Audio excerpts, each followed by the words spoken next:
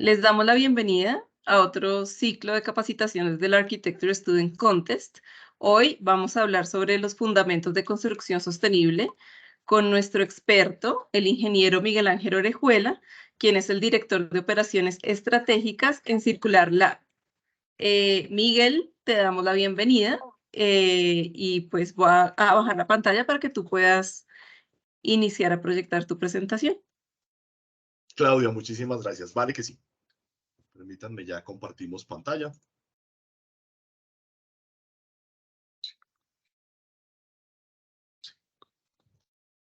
Les agradezco si me confirman que le están viendo adecuadamente. Debe estar el screen de Circular Lab. Sí. Sí, ya está.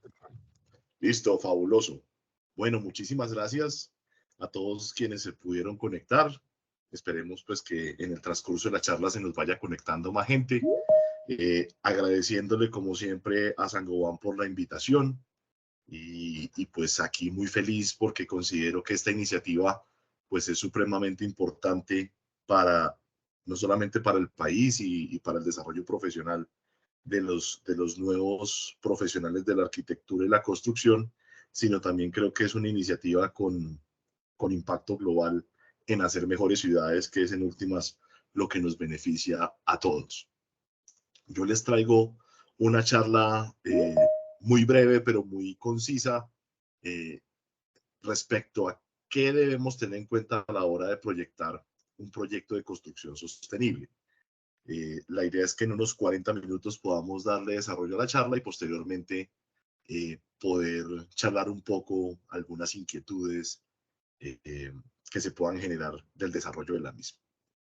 Adicionalmente, pues aclaro por la extensión de la misma charla, pues no voy a entrar como en mucho detalle técnico, pero sí quisiera dejarles las semillitas sembradas de las consideraciones más importantes en lo referente al desarrollo de estos proyectos de construcción sostenible. Entonces, tenemos varios temas importantes y creo que uno de los ejercicios más importantes a la hora de abordar un proyecto, antes de meterse a lo financiero, antes de meterse a lo técnico, tiene que ver con hacia dónde quiero que vaya el proyecto en beneficio de las demás personas. No necesariamente un proyecto tiene que beneficiar a su cliente interno, es decir, a los ocupantes. Siempre debemos estar muy conscientes de que los proyectos responden a un ecosistema que lo conocemos como el ecosistema de implantación. Es decir, un escenario en donde el proyecto que se integra al nuevo desarrollo urbanístico y al nuevo entorno social del barrio, pues tiene unos impactos que no son netamente ambientales, sino que además son sociales, porque estamos afectando la vida de las personas que viven cerca del proyecto mientras lo construimos y aún más después de que el proyecto entra a operar, porque de nuestro proyecto depende que se construya un nuevo relacionamiento estratégico con el tejido social del vecindario o que éste se destruya. Entonces acá tenemos varias consideraciones y un amigo mío dice, oiga, Colombia sería un país perfecto si se hiciera caso al pie de la letra de la Constitución política. Y yo comparto esa definición desde la perspectiva de los proyectos, y es, yo creo que uno puede desarrollar proyectos muy buenos si se tiene en cuenta hacia dónde va todo el mundo, y es el logro de los objetivos de desarrollo sostenible.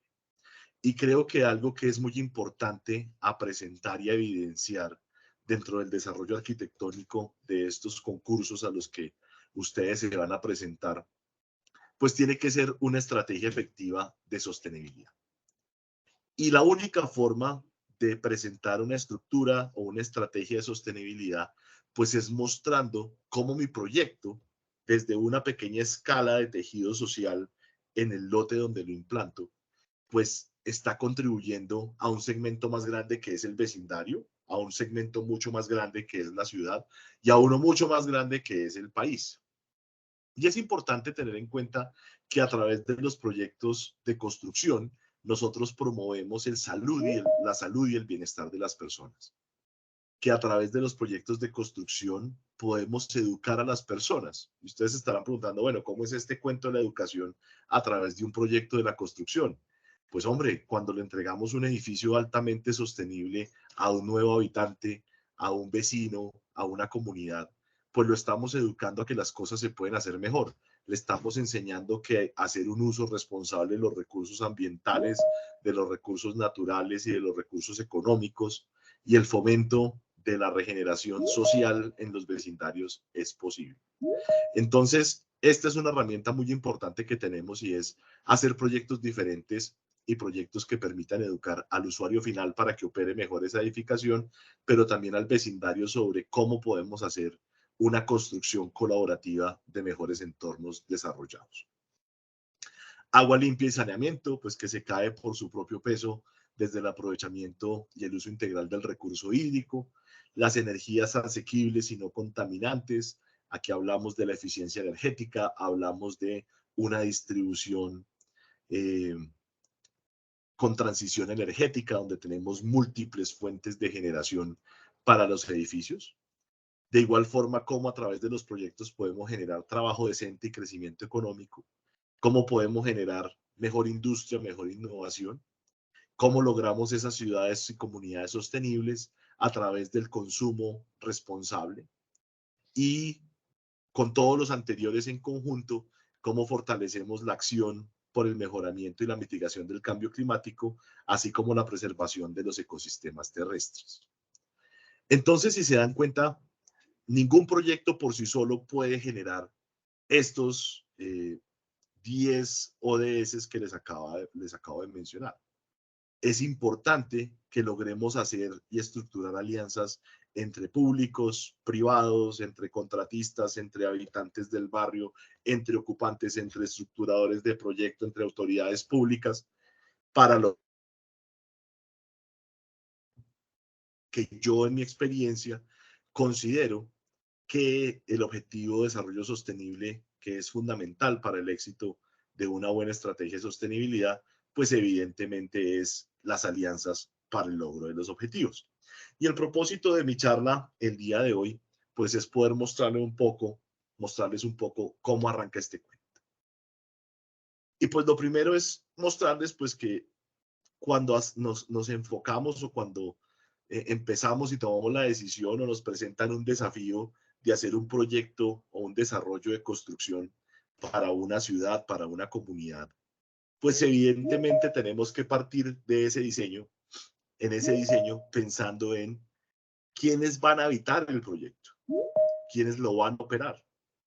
de manera tal que en los procesos de estructuración técnica, pues podamos garantizar el cumplimiento de dos indicadores que para mí son supremamente relevantes. El primero es la usabilidad. Que las personas que usan el edificio realmente vean sus necesidades y sus expectativas de ocupación plenamente desarrolladas. Y segundo, que estas edificaciones sean promotoras, primero, de desarrollo social para todas las partes involucradas y que sean focos de salud y productividad. Entonces, desde este escenario, yo tengo que empezar a entender y alimentarme a la hora de estructurar mi proyecto de cómo es la cultura local, qué necesidades tiene esa cultura, qué le hace falta a esa comunidad que yo pueda incorporar dentro de mi listado de usos de espacio para esa edificación.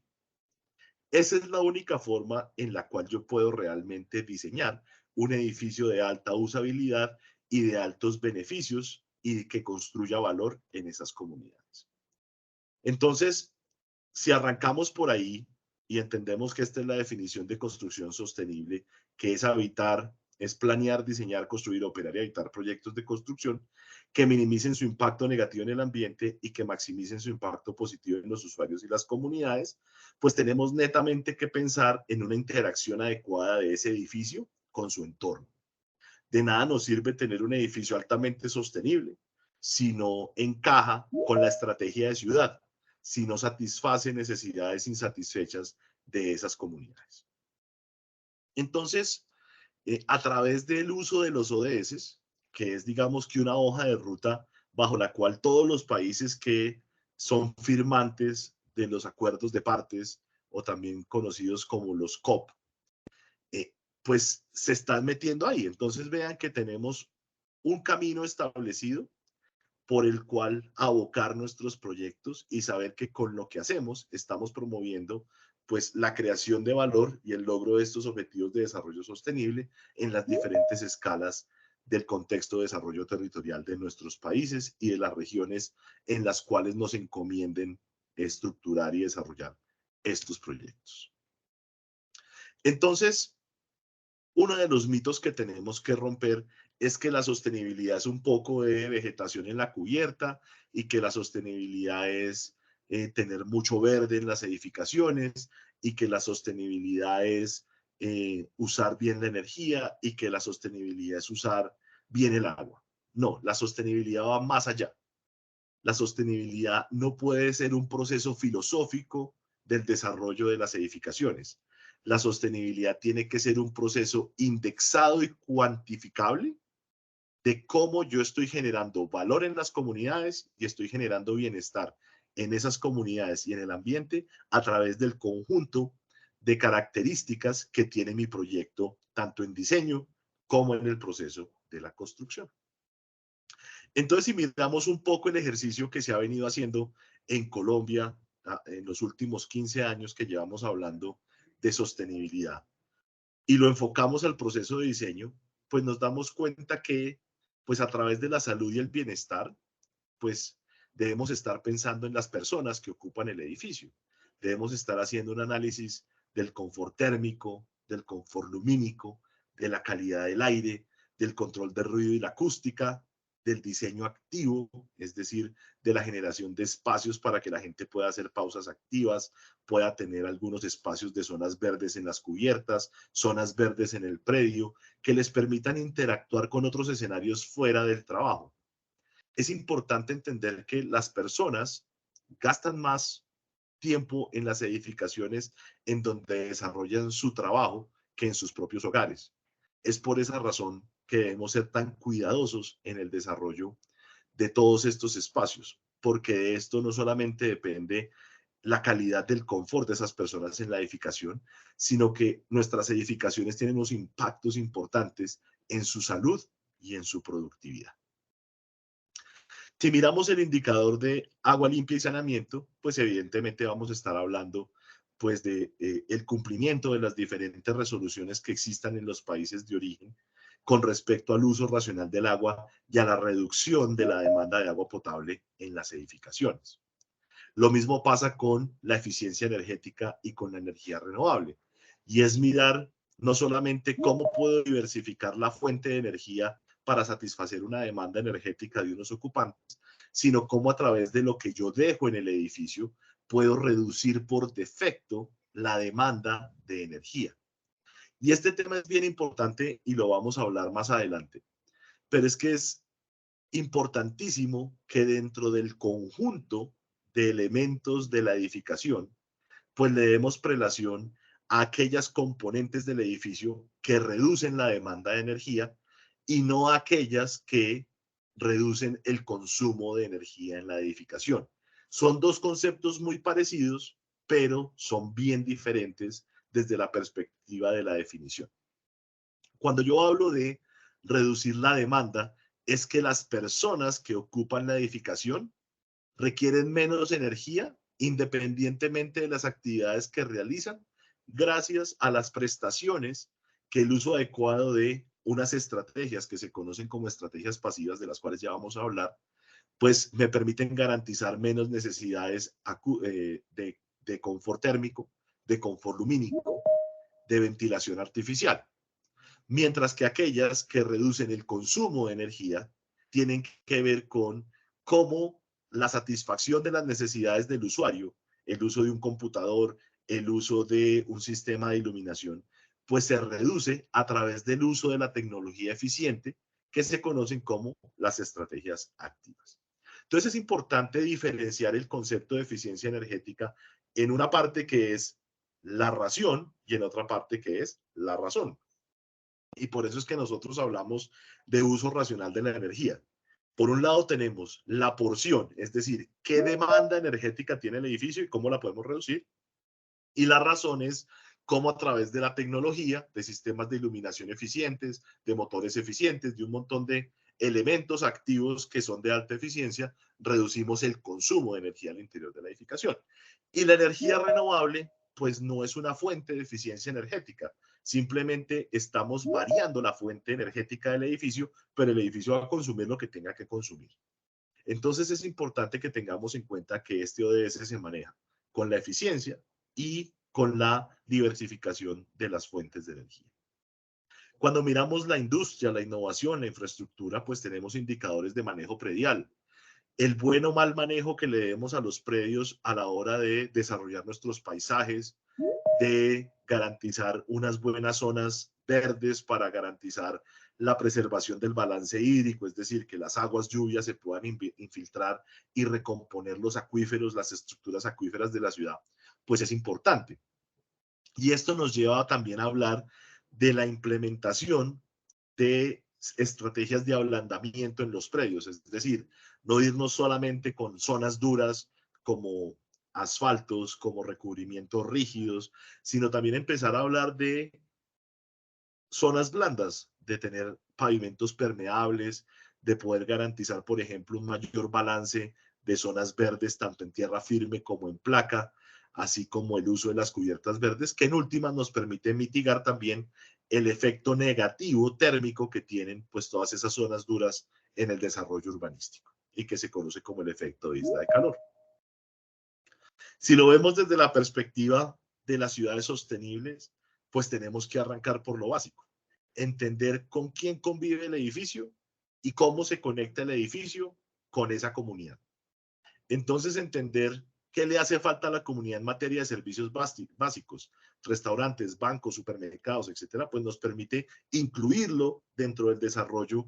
espacial y las definiciones espaciales de la arquitectura en esas edificaciones. Y adicionalmente, estos temas de incidencia en el tráfico, cómo garantizamos capacidad de parqueo de bicicletas, cómo garantizamos mejores condiciones para la movilidad urbana y sobre todo cómo garantizamos que el peatón tenga unos espacios públicos amplios en donde caminar y pues mirar cómo nos interactuamos o nos conectamos con las agencias públicas de esas ciudades pues para fomentar el uso del transporte público de calidad. Entonces, para esto el relacionamiento comunitario es supremamente importante. Y los procesos de socialización del proyecto, cuántos vecinos involucramos en el proceso de estructuración del proyecto, pues también se vuelven indicadores importantes en este desarrollo. Ya en los procesos de especificación de materiales, pues cómo hacemos gestión de proveedores, qué tanto entendemos esos proveedores y qué prácticas sostenibles tienen. Y adicionalmente, cómo vemos que esos procesos de transformación de esos materiales que compramos a la obra nos permitan hacer una gestión integral de los residuos de construcción y demolición,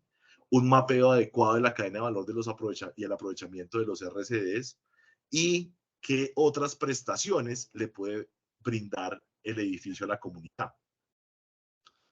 Y esto pues se devuelve al tema de necesidades básicas insatisfechas. Ya hay otros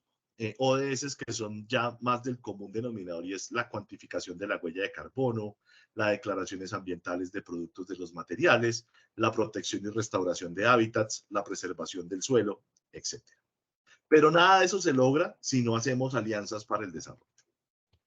Ahora bien, como la definición dice que yo tengo que diseñar para quien va a ocupar y para quien va a mantener esa edificación, pero adicionalmente debo tener en cuenta el proceso constructivo para mitigar los impactos de esa construcción desde el diseño. Pues también debo tener en cuenta que en el proceso de la construcción, pues yo debo dejar en mis especificaciones componentes para proteger al personal que construye ese proyecto y quienes interactúan con el proyecto. Entonces vamos a hablar de calidad del aire, vamos a hablar del control del ruido, vamos a hablar del bienestar, tanto de trabajadores como de los vecinos. Porque es que ese proceso puede ser ruidoso, puede ser contaminante si lo permitimos desde las especificaciones técnicas del proyecto. Y por ende tenemos que estar pensando en el diseño también en esos planes de manejo de la calidad del aire, en el cumplimiento de la normatividad acústica de las zonas donde vamos a desarrollar los proyectos y tenerlo en cuenta en la concepción de esos edificios.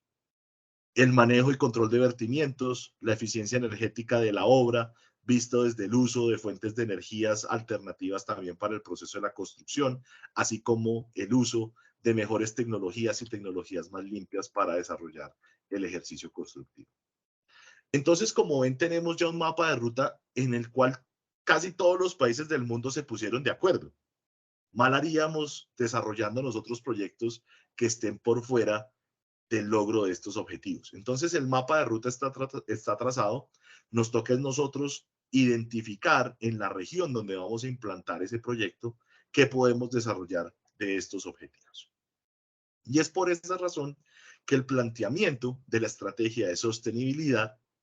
pues tiene que ser muy importante para el proyecto, porque no solo involucra el deseo del estructurador y el deseo técnico de quien diseña y el deseo técnico de quien construye, sino también involucra las necesidades a satisfacer tanto de los ocupantes futuros de esa edificación como de las personas que coexisten con él. Y quisiera mostrarles un ejemplo de cómo se plantean esto. Esto es un proyecto de verdad que estamos haciendo con la Universidad Cooperativa, ahí en Teusaquillo. Se llama el Área Operativa de Gestión número 4 en la 43B con Caracas, en Bogotá. Y básicamente, pues esa estrategia de sostenibilidad le pusimos un nombre que se llama Universidad, y es cómo generamos una zona universitaria abierta, de campus abierto, en el proceso de renovación urbana de Teusaquillo. Y pues evidentemente aquí estamos mostrando los mismos ODS que les mostré hace un ratico, pero capitalizados en cosas que el dueño del proyecto, a través del conocimiento que tiene de su comunidad, se puede comprometer y materializar. Pues los dos objetivos patronales, Alianzas para el Desarrollo Sostenible y el Desarrollo de Ciudades Sostenibles. Pero lo que plantea el concepto de universidad es mejorar las condiciones del entorno urbano construido y garantizar la convivencia entre la vida universitaria y la vida de la ciudad. Y ese principio, ese propósito superior de proyecto, ¿qué implica? Pues que tenga la universidad que hacer alianzas para desarrollar un mejor espacio público y reverdecido con la conectividad y con conectividad en esa zona. Por eso es que la universidad ya está hablando con la Secretaría de Planeación, con la empresa Metro, para ver cómo se va a articular todo ese proceso. El uso racional de los recursos energéticos y la matriz diversificada de energía, en la implementación de energías no convencionales, la eficiencia energética vista desde el uso de estrategias pasivas, el balance hídrico y el uso racional del agua, la salud, la productividad, la usabilidad de los espacios y adicionalmente pensando en Colombia, compra local y sostenible, que me parece que es uno de los pilares más fuertes de esta estrategia, es cómo garantizamos que el proyecto se surte y se suple de todos los materiales que están disponibles en el área de influencia del proyecto. Cómo le compramos a no solamente a la industria nacional, sino cómo le compramos a los negocios de esa zona de Teusaquillo los materiales para construir la edificación. Y de esa forma empezamos a pensar también en la reactivación y en la generación de valor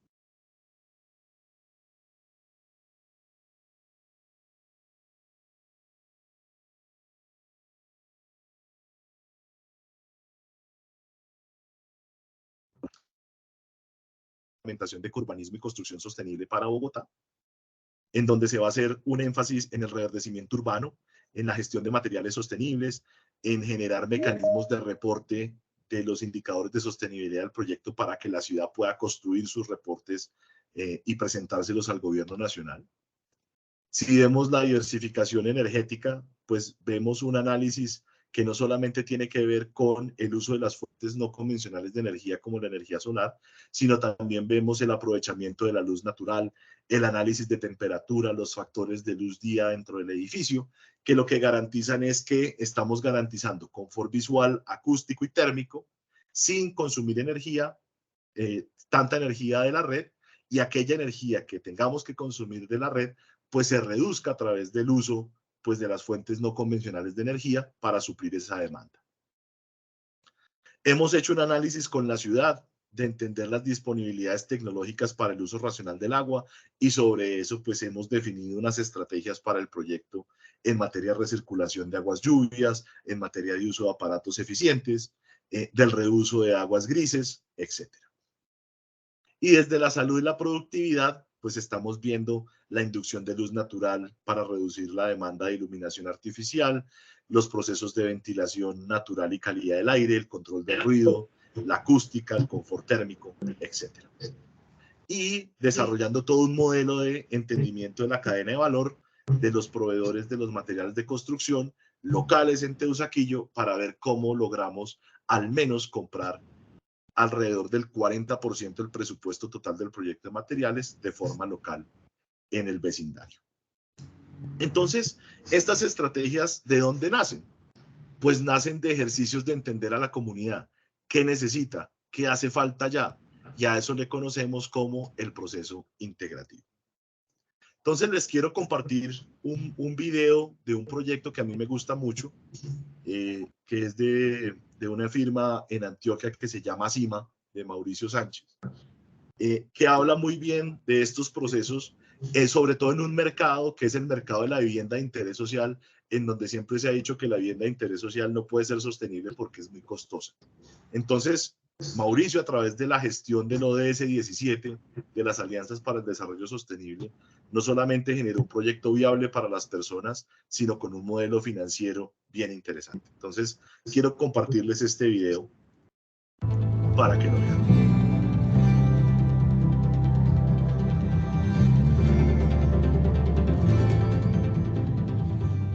Hoy estamos acá en El Paraíso, nuestro proyecto de vivienda de interés social en el municipio de Valparaíso, Antioquia, provincia Cartama, suroeste antioqueño. Un proyecto de 160 unidades de vivienda de interés social que estamos desarrollando en 3 etapas, la primera de ellas en el año 2020, la segunda en el 2021 y la tercera en el 2022.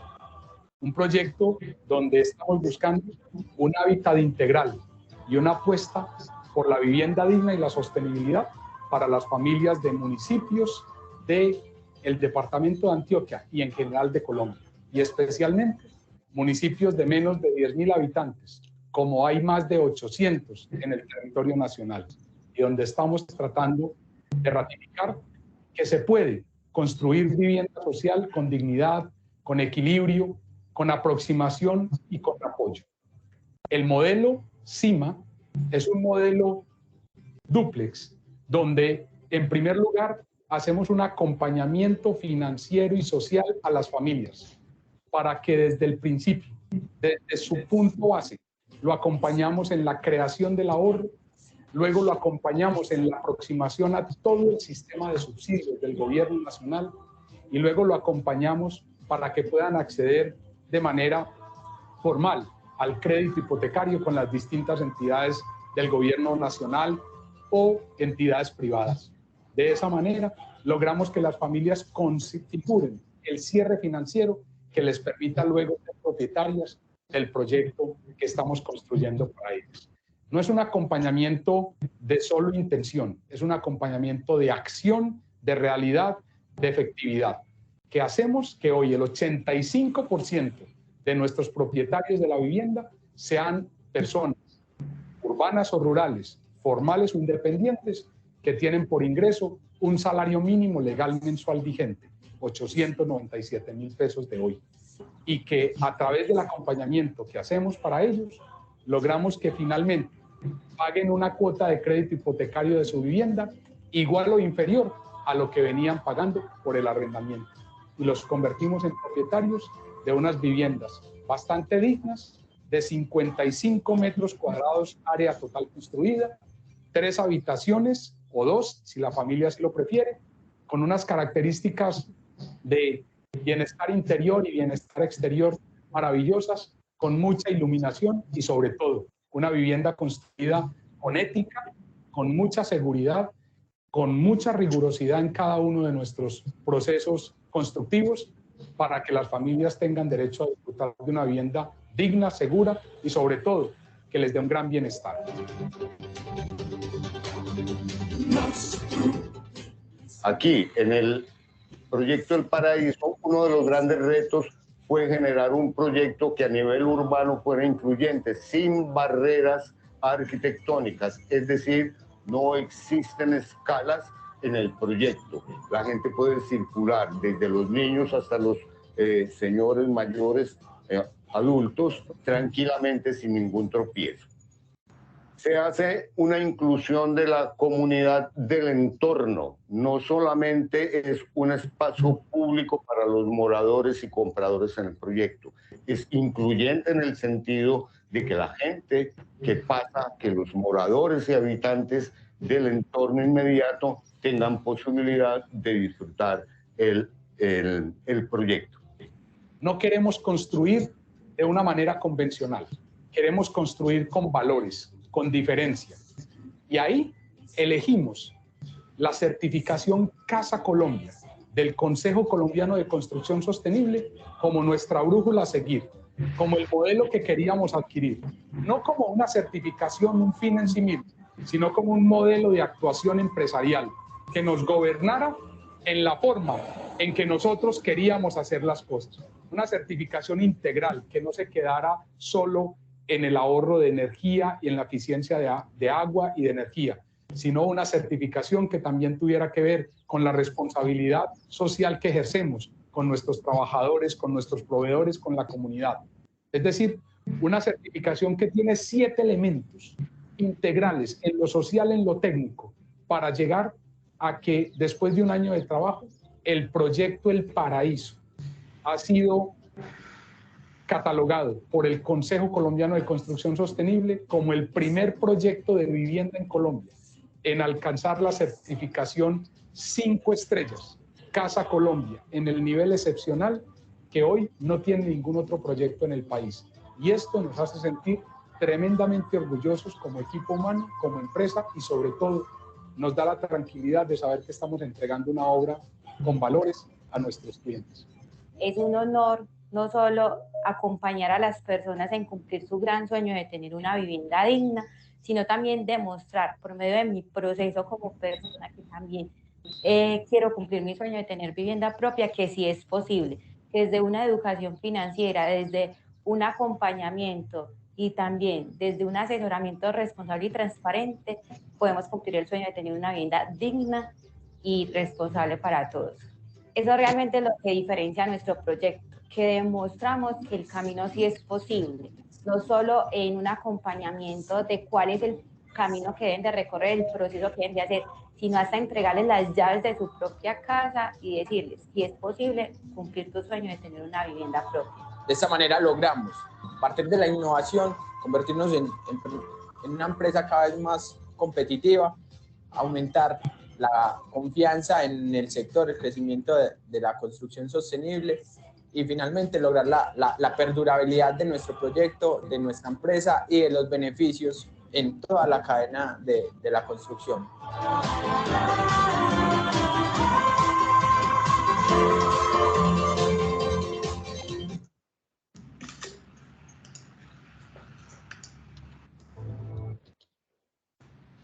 Entonces, como lo pudieron ver ahí, no es solamente pensar en el cliente interno, es también pensar en la interacción de esos proyectos con la comunidad y de esa manera generar mejores alianzas, mejores espacios públicos, inclusión cultural, la promoción del bienestar,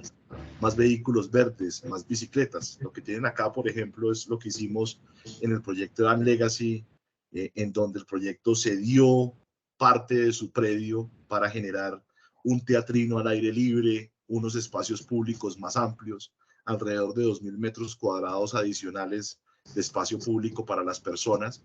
en donde si uno lo mira desde el índice de ocupación del proyecto en el predio, diría uno que financieramente no tiene sentido, pero sí lo tuvo totalmente porque a través de las alianzas para el desarrollo sostenible entramos a un proceso de regularización y manejo con el distrito. La norma urbanística en ese sector permite desarrollar proyectos hasta de 7 pisos. Gracias a esa cesión de espacio público dotado por la universidad, el proyecto logró tener 10 pisos y de esa manera pues permitió hacer el balance financiero del espacio que se estaba entregando como espacio público a una rentabilidad grandísima para el proyecto desde la perspectiva de poder tener 3 pisos adicionales en la construcción y pues que le da mucho más uso a la universidad. Entonces, de igual manera, incorporar grupos artísticos dentro del proceso constructivo, pensar en las necesidades de los vecinos, es supremamente importante para generar una verdadera sostenibilidad desde la perspectiva de la usabilidad, la resiliencia y la satisfacción de las necesidades del entorno. Adicionalmente, pues debemos tener en cuenta las condiciones de los materiales para garantizar una predicción de cuál va a ser el desempeño energético de esas edificaciones. Por eso tenemos los modelos energéticos y los softwares disponibles, y en el concurso ustedes se van a dar cuenta que hay una herramienta que les permite a ustedes no solamente mirar la eficiencia energética del edificio, sino empezar a mirar también la huella energética embebida de esa edificación. Entonces es importante usarla desde la perspectiva de la sostenibilidad y no solamente enfocado al uso tecnológico, de entender cuáles son los consumos básicos de aire acondicionado, calefacción, ventilación, motores, iluminación, sino empezar a analizar cómo estas componentes pasivas, la fachada, la ventanería, el aislamiento térmico, las cubiertas, pues juegan un rol determinante en reducir las demandas energéticas de las edificaciones.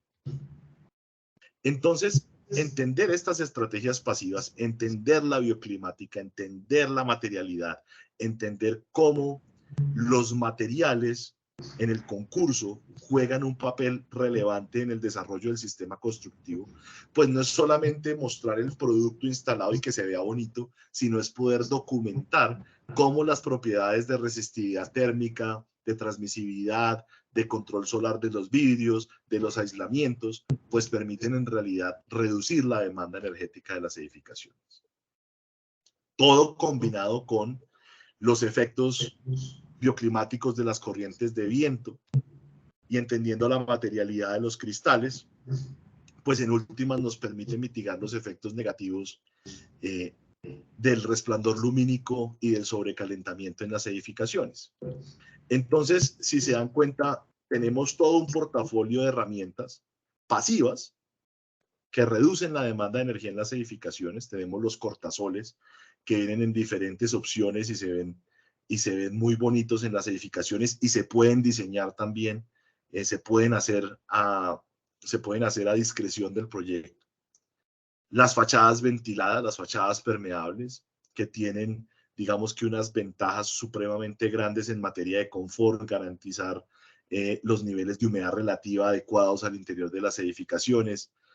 pues son sistemas que ya existen y que es importante considerarlos porque además de ser unas componentes arquitectónicas hermosas de la fachada, pues generan una serie de habilidades de la edificación y prestaciones de la edificación hacia el confort humano. Y ya para cerrar, pues todo eso de estrategias pasivas, además de redundar en una menor huella de carbono, en un menor consumo energético, pues promueve la salud y la productividad de las personas. Si ustedes miran los estudios del Consejo Mundial de Construcción Sostenible, de la Organización Mundial de la Salud, las edificaciones que tienen buenas prestaciones tienen una incidencia hasta el 6.4% más alta en la calidad del sueño de las personas. En los puntajes de las pruebas cognitivas, la gente aumenta esos puntajes. El confort térmico y la calidad acústica garantizan una muy buena calidad del sueño y por ende hay unos niveles cognitivos más altos en las personas y adicionalmente pues no contar con edificios enfermos reduce las enfermedades respiratorias y otras enfermedades en los ocupantes de la edificación. Entonces entender cómo la materialidad, cómo las condiciones de humedad, cómo el uso de la luz día, el uso de la ventilación natural garantizan no solamente un menor consumo de energía y una menor demanda energética, sino cómo fomentan la productividad de las personas, creo que es el indicador más relevante, porque en últimas, nosotros diseñamos y construimos edificaciones para que éstas sean habitadas, para que generen estética en los vecindarios y a través de la estética generen ética, pero adicionalmente que permitan que las personas que ocupan esas edificaciones y que las personas que interactúan de una u otra manera en su cotidianidad con estos edificios tengan una vida mejor. Entonces, pues esto es lo que tenía para mostrarles en esta charla. Quedo atento a sus preguntas y absolutamente agradecido por su excelente disposición. Muchas gracias.